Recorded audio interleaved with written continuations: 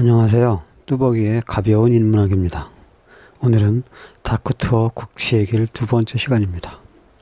자, 함께 출발해 볼까요? 숭우여자대학교, 즉 경성신사터에서 한양공원 표소까지 가는 그림 지도입니다.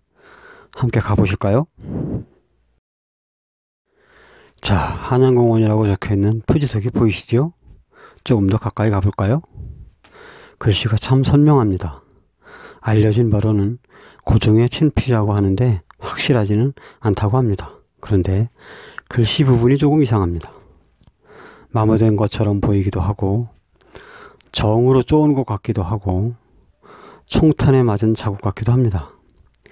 무엇 때문에 입은 상처인지는 잘 모르겠지만 100년이 넘었는데도 마치 얼마 전에 만든 것처럼 깨끗합니다. 자, 이번에는 뒷면으로 가보겠습니다.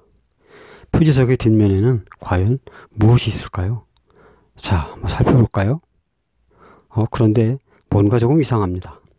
분명 글자들이 많이 새겨져 있었던 것 같은데 알아볼 수 있는 글자가 하나도 없습니다. 아예 글자를 몰라보게 일부러 정으로 다 쪼아놓은 것 같습니다. 모 신문 기사에 의하면 뒷면에는 일본인이 쓴 평범한 한양공원이가 적혀 있었다고 합니다. 평범한 한양공원 이야기가인데 한 글자도 알아볼 수 없게 정으로 쪼아버렸다? 솔직히 이해가 가지 않는 건 사실입니다. 아무튼 한양공원 표석은 2002년에 남산 케이블카 옆의 숲에서 발견이 되었습니다. 이를 수습하여 현재의 자리에 세워놓은 겁니다. 한양공원은 남산의 서북쪽 일대 지역에 일본인들에 의해 개장한 공원으로 1910년에 문을 열었었습니다. 그러나 조선신궁이 들어서면서 한양공원은 사라지고 말았습니다.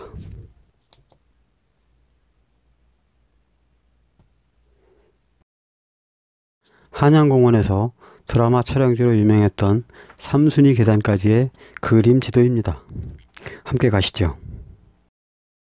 삼순위 계단의 전경입니다. 계단이 제법 많아 보이는데요. 150여 개는 되는 것 같습니다. 조선신궁이 있을 때는 384개의 계단이 있었다고 하는데 삼순위 계단보다 훨씬 더 아래에서 시작이 되었을 것 같습니다. 이 계단에도 숭우여대 계단처럼 사각불 모양의 성물이 양쪽에 있죠. 물론 중간에도 같은 모양의 성물이 있습니다. 이것이 조선신궁으로 가는 계단임을 나타내주는 것이라 보아도 틀리지 않을 것 같습니다.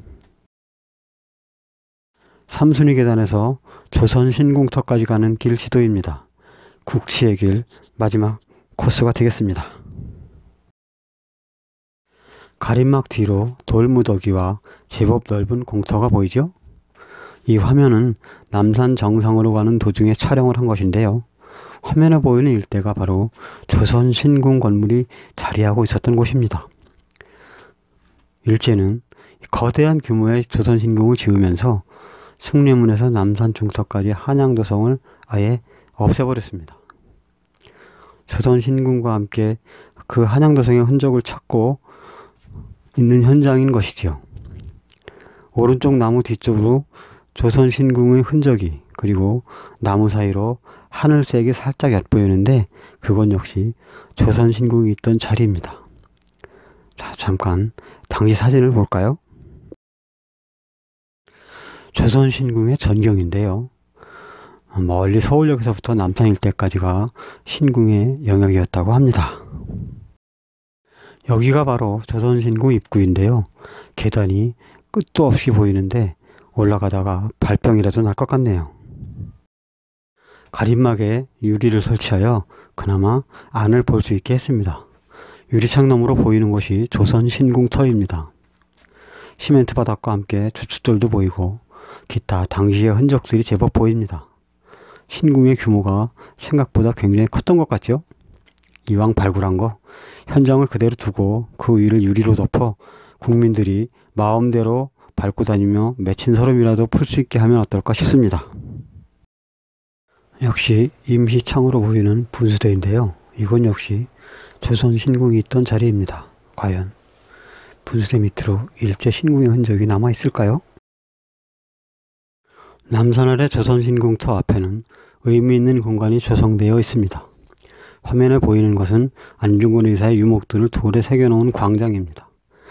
지사인인 살신성인이라는 글귀가 보이죠? 높은 뜻을 가진 선비와 어진 사람은 옳은 일을 위해 목숨을 버린다라는 뜻입니다. 국가 안위 노심초사라는 글귀도 보입니다.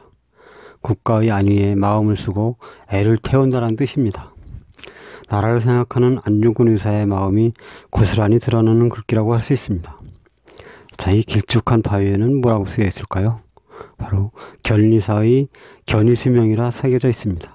이 말의 뜻은 이익을 보면 의의를 생각하고 위태로움을 보면 목숨을 바친다라는 뜻입니다.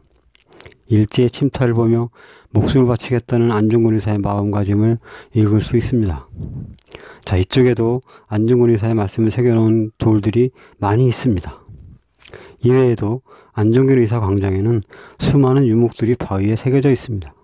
마치 바위가 동산을 이루고 있는 것처럼 말입니다.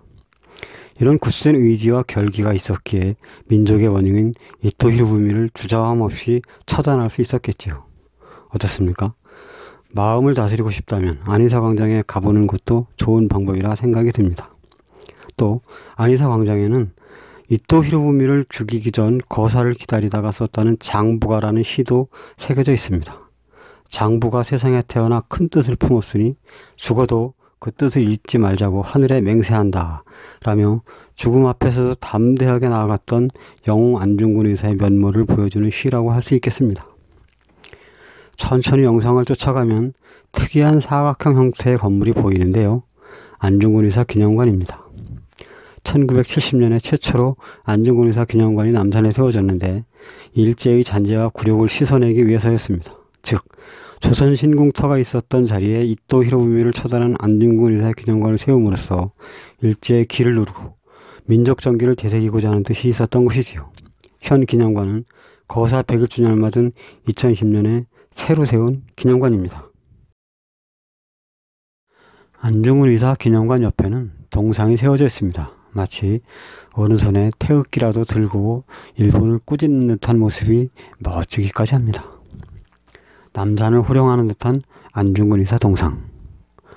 조선 신궁이 지어졌던 그 남산에 이토 히로부미를 암살해버린 이 안중근 의사의 동상을 세움으로써 일본의 기운을 짓밟고 민족 정신을 되새기자는 의미가 담겨져 있지는 않을까요?